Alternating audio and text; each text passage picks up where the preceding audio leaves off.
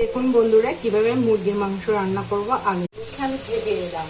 এরপরে আমি মশলা কষালাম, মানে এখানে আমি পেঁয়াজ, কাঁচামরিচ, টমেটো, রসুন বাটা, আদা বাটা এগুলো দিয়ে প্রথমে এভাবে কষাই নিচ্ছি। একটু পানি দিয়ে দিচ্ছি।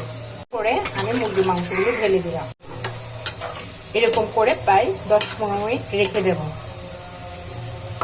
চুলার মধ্যে রাখবো যাতে ভালোভাবে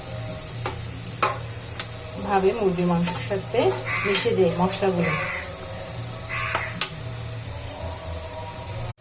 এরপরে আলুগুলো দিয়ে দিচ্ছি। দেশি আলুর সাথে মুরগির মাংস কিন্তু খুবই টেস্টি হয়।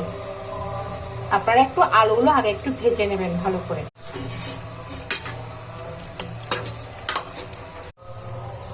পানি ঢেলে দিচ্ছি।